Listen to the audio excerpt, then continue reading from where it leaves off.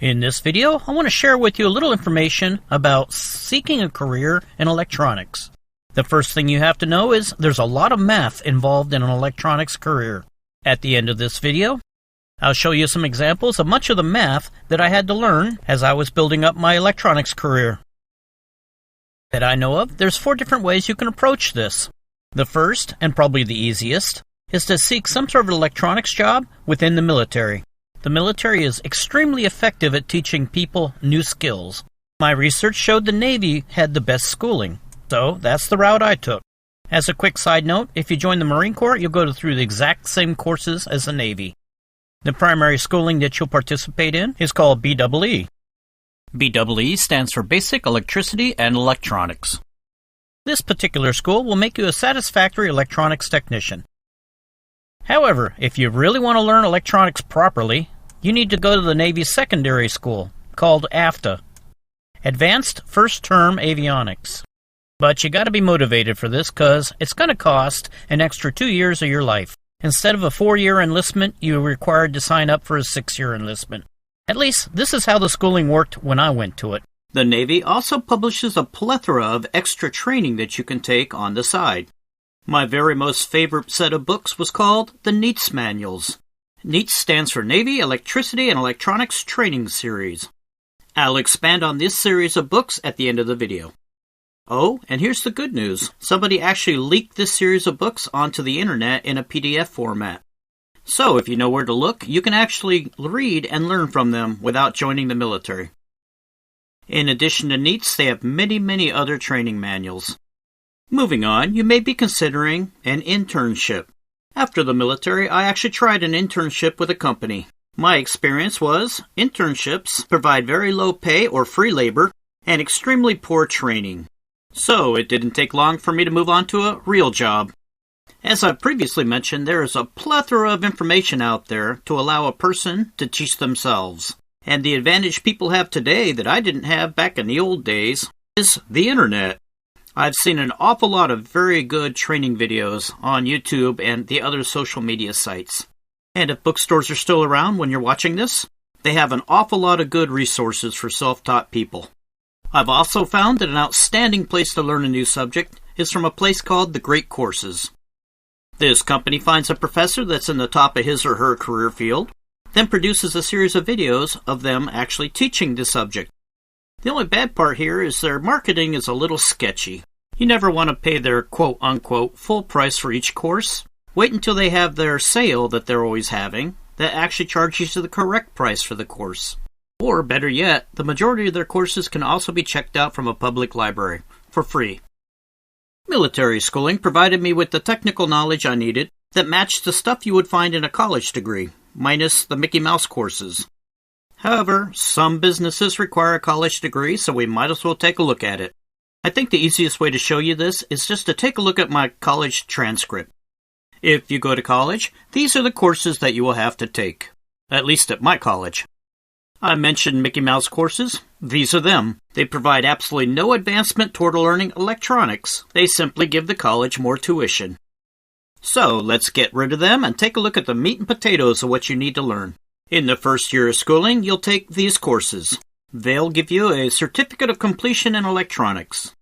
After you've completed their first set of courses, you can start to specialize. If you spend another year in school in these courses, you can receive a certificate of completion in Robotics and Industrial Controls. After completing these courses, you now know everything you need to know to actually do a job out in the real world. However, confusingly, certificate completions aren't what employers are normally looking for. They want you to have a degree, which means the important classes to them is the Mickey Mouse courses I talked to you about. So let's take a little closer look at what you're going to learn in these courses. Math 101. In deference to Mickey, this is actually a good course. If you can't handle the math in Math 101, you really shouldn't be going into the electronics field. It will pretty much weed you out of the career field. Next, psychology. This is where you'll learn there are certain instructors that really shouldn't be standing in front of students. Speech communication. The main takeaway here is, anytime you're in a group, there will always be people in there not willing to work toward the common goal. And technical writing, which replaced English 101. Technical writing teaches you that everything you're going to do nowadays is on a computer. Computers have spell checkers, so this course isn't going to spend an entire quarter wasting time teaching you how to spell. Finally, you have all of these courses. They're primarily geared toward you getting a job. So they actually do nothing to teach you electronics that you're going to actually use on the job. You can now tell the employer you have a degree. Okay, that's enough about where to learn. Let's take a look at what you need to learn. And in this video, specifically, I'm going to cover the math. When dealing with the mathematics of electronics, the first thing you'll have to get used to is working with different number bases. A number base is how high you can count before the numbers start to repeat themselves. For example, humans normally use the decimal number base. It has a total of 10 numbers, 0 through 9. When counting using decimal, you start at 0, go all the way to 9, move over one spot to the left, then start over again with 0. However, in electronics you're using transistors, which can only be in one of two states, 1 or 0. That's on or off. We call that number base binary.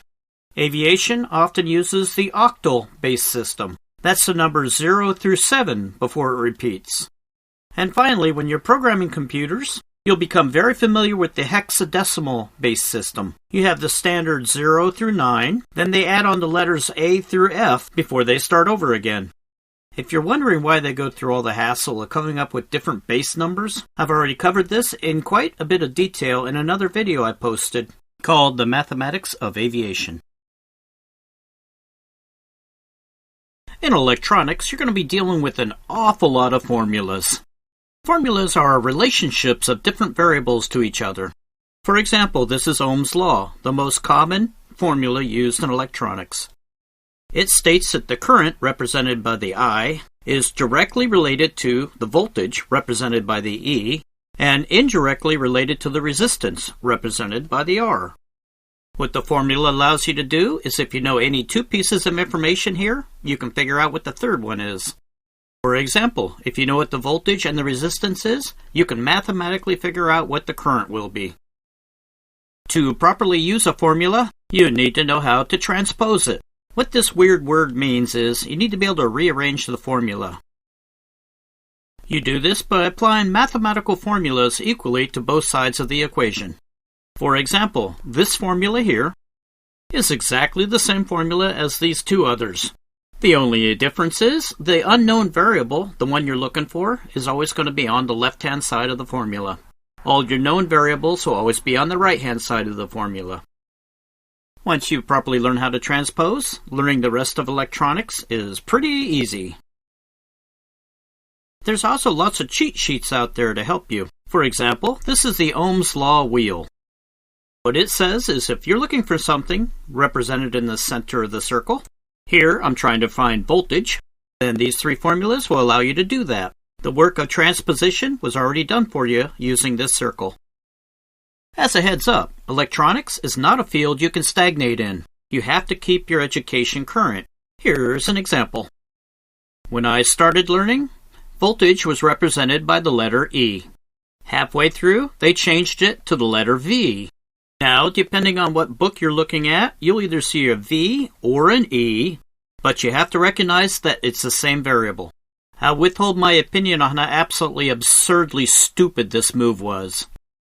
Once you learn how to transpose formulas, you then need to recognize when to properly use the formula. For example, the formula we've just been talking about is for a purely resistive circuit. Once you introduce either a capacitor or an inductor into the equation, the relationship between current and voltage completely changes. So to do the proper calculations, you'll probably need to learn a couple more variables. And if you put both an inductor and a capacitor into a circuit, then the fun really starts. Once you've learned everything there is to know about electronics, if you decide to expand your education into residential and commercial wiring, you'll find out that even they have their own version of Ohm's law. And to make things a little more exciting, they have separate formulas for single-phase systems and three-phase systems. In addition to learning how to transpose a formula, it doesn't do you any good unless you know what each variable means. We can see from this list here, you're going to have to learn an awful lot of different variables. Let's take a quick look at our example, Ohm's law. I is current, V is voltage, and R is resistance. That in itself is pretty easy. But in addition to this, you have to learn what the unit of measurement for each item is. For example, if I want to know current, what is it? Current is measured in amperes. Okay, what's an ampere? That's easy. When the total charge of 1 coulomb moves through a given cross-sectional area in 1 second. Well, actually, that didn't help much. What the heck's a coulomb? Well, the textbook said the coulomb is defined as the total charge possessed by 6.25 times 10 to the 18th power electrons. Many people would stop there and trying to figure out what an ampere is. Fortunately, I went a little further. I said, well, what the heck is a charge? The charge is defined as the total charge on a single electron and is expressed in coulombs. Well, this is a bit confusing. That's called circular logic. You can't have two words that define each other. What's my point here? What am I trying to show you? It's actually the fact that electronics textbooks are kind of dumbed down from real life. When I asked my professor about the circular logic problem, he broke out his easy button. This is simply a toy that when you push it, it says, well, that's easy. But being a seasoned electronics professor, he rewired it. Now, when he presses it, it says, I believe. From that point on in class, every time we ran into something that just didn't make sense like this, he'd hit the button and we'd all move on. Oh, for those of you that really want to know what a charge is, I found it in a scientific journal. It's a description of how a subatomic particle acts in an electric field. And one more example before we head off on how this is all dumbed down. See this part of the definition we just glossed over so quickly? The part about a given cross-sectional area? Electronic formulas pretty much just ignore that part of the definition. However, commercial residential wiring formulas look so much different than electronic formulas because they don't ignore that part of the definition. So, to sum up this video, you're going to have to learn a lot of variables and definitions. Along that route, you may find some inconsistencies. And this is probably caused because they tried to simplify it. Don't let that slow you down. Okay, I think we know enough to move on to the meat and potatoes of this video. In electronics, you'll have to be able to calculate all these different values. Each one will have at least one formula, and sometimes many more than one. As I learned each formula, I wrote it down. While you're going through school, this is actually a really good idea. After going to school for 2 years, having formulas crammed into your brain, they all seem to merge together. And a side benefit to writing down and posting your formulas on a video, when you're out in the real world and you need to try to remember what that formula was, just access your video and take a look. All you need is an internet connection. Here are your formulas that involve direct current.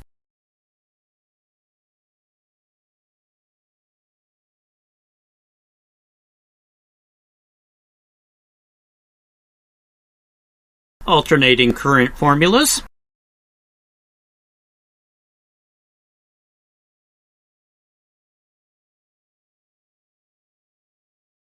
Formulas where there's either a capacitor or an inductor in the circuit.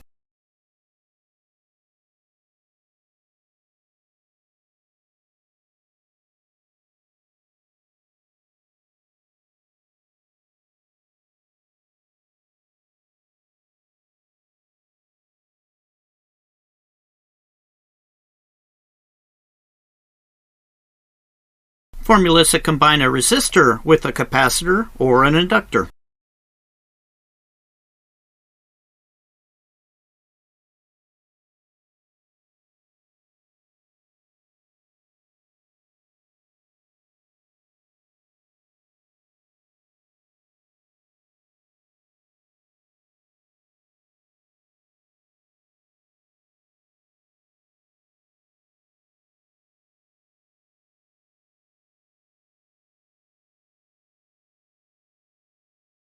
The grand salami. Formulas where the circuit has all three, resistor, capacitor, and inductor.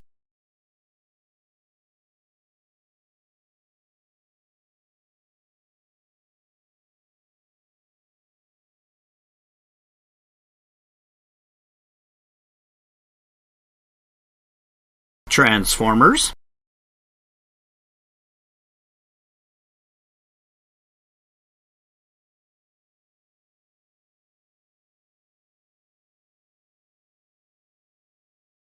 And finally, when you're dealing with electronic filters.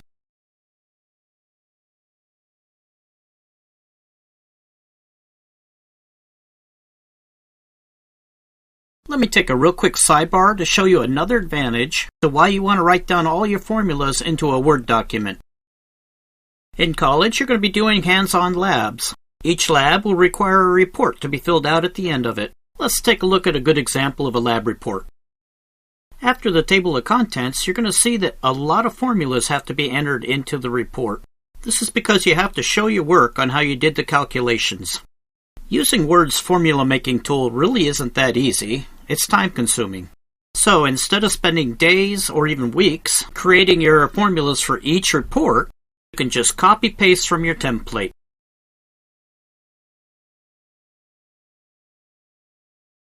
Something you can do to make your life much easier as you're going through school, heck, even easier later on in life, is to make yourself some flashcards.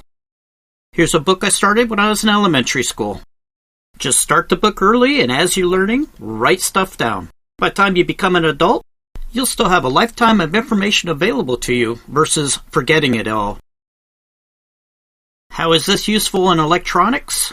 Remember I said you have to perform mathematical operations to both sides of an equation? How many people actually remember the rule for radicans?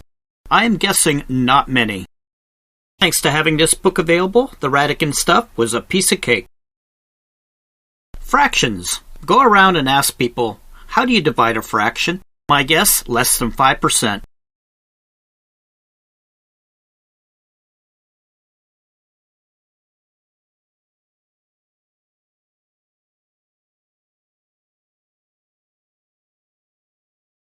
Exponents. Another one of those mathematical features that has a whole set of bizarre rules.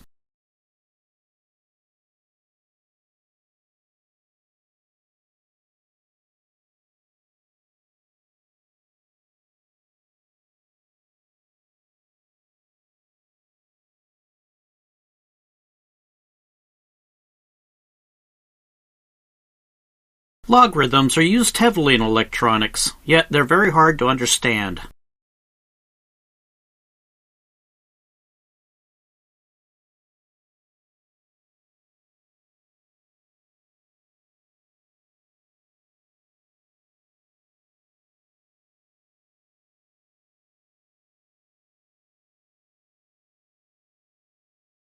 The quickest way to mess up a formula calculation is to forget your order of operations.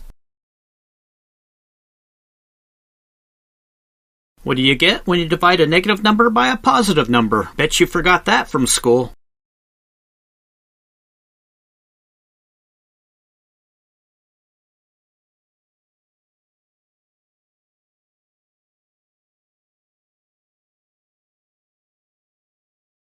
You want to make sure you bone up on sine, cosine, and tangent when you start doing your AC calculations.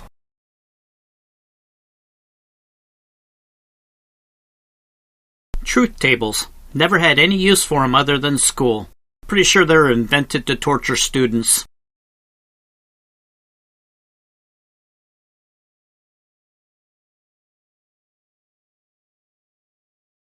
Something I think interesting to maintaining a book like this is to look at how your handwriting has changed over the years.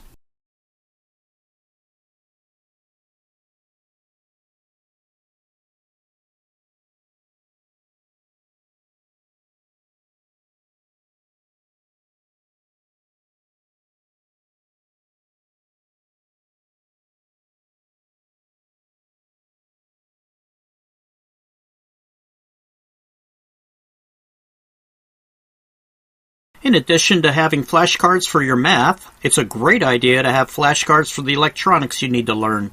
Make sure you include a table of contents. I'm including these flashcards in the video to give you a heads up on the stuff you'll be expected to kind of memorize.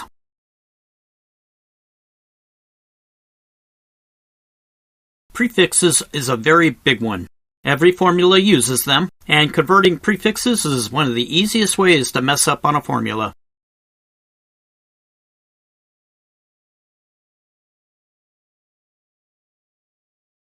Understanding the relationship between degrees and radians is a must.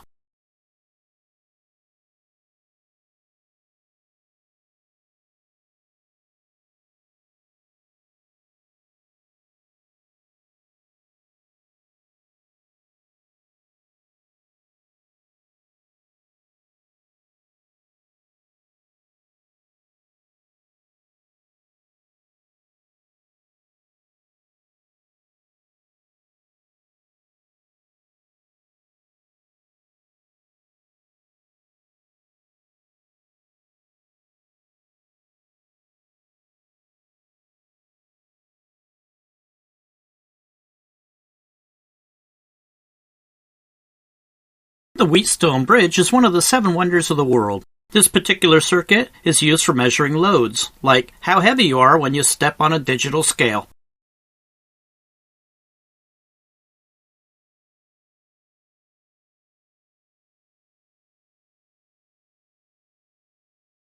Whether a power supply is a voltage source or a current source is something you will study in a little bit of detail. And when you have multiple power supplies in a circuit, life gets a little complicated.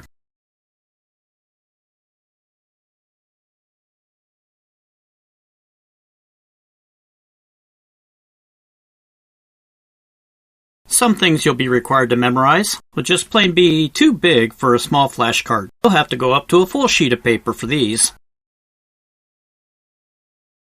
Remember in elementary school when the teacher said, "Show your work"? Carrying that philosophy into later life decisions can be a good idea. In school, you're going to be required to recognize certain circuits just by looking at them. So, when you talk about them in class, write them down and hang on to them for the rest of your life.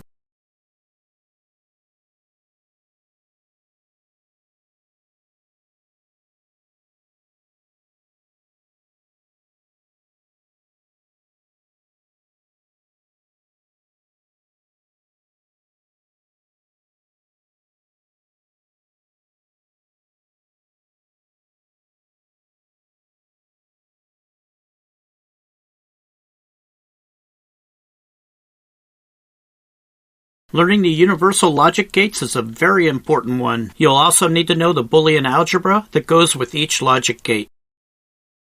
I have found that having a step-by-step process on how I solved a particular mathematical calculation to be invaluable while I was going through school. So if you're going through the same schooling that I did, feel free to refer back to this video for your cheat sheet.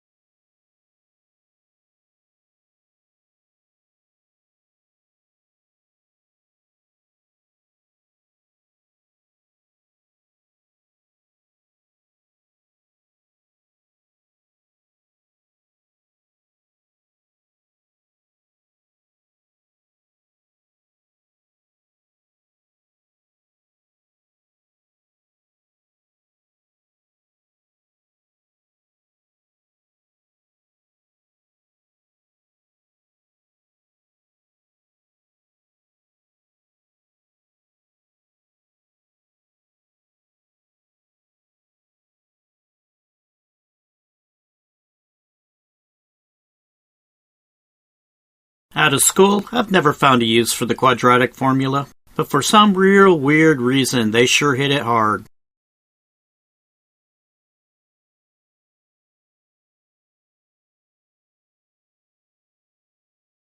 Hang in there, we're almost done. I finally get to talk about books. By far the best educators on the planet Earth. Earlier I mentioned, at the end of the video, I would show you the Navy books that I learned out of. If you want to advance in the Navy, they make you take tests to prove that you know more now than you did at your previous rank. To help you with this, they publish books for you to study out of, for each rank. Here we have 4 different job titles out of the Navy. IC, AQ, AT, and AX are all jobs. Or actually they're acronyms for jobs, like AT, which is what I was, is avionics technician. As you progress in rank, each book you have to study becomes much more complicated. However, not all their books are rank-related. Let's say you're a little weak in mathematics. This series of books can take you from the very basics all the way up to calculus. It's something you can just do on your free time, which, by the way, I'll admit, in the military you'll have a lot of. I actually came across these 2 books in a used bookstore. You can be sure I snatched those up right away. And the training's not just limited to electronics. They have books on just about anything that you desire to learn about. Like I said earlier, the Navy's really good at teaching motivated people that want to learn. Now we can take a look at every book that's in the NEETS series. I personally feel I learned more about electronics by reading this series of books than any other training source that I went to.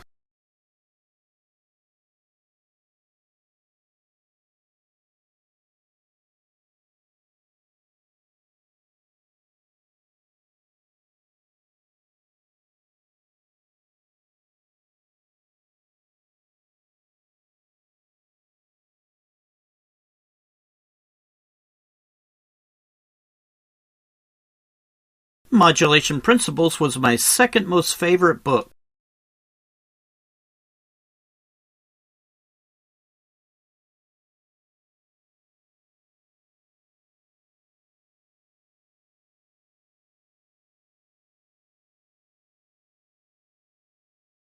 My most favorite book, of course, Radar Principles.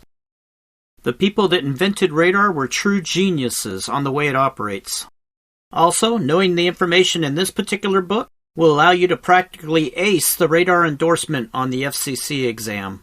Remember, this series is out there on the internet somewhere. You just gotta look for it. Okay, let's move on. I'd like to cover some other books that I found immensely useful. Before building circuits, you have to know what each of the components you're going to use are. After you've done that, it's time to start building circuits. There are many books out there that will tell you exactly how to build each circuit and what they do.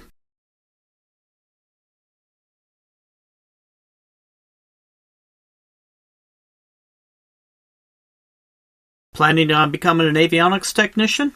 You want to learn both the new technology as well as the old, because you're going to have to work on both of them.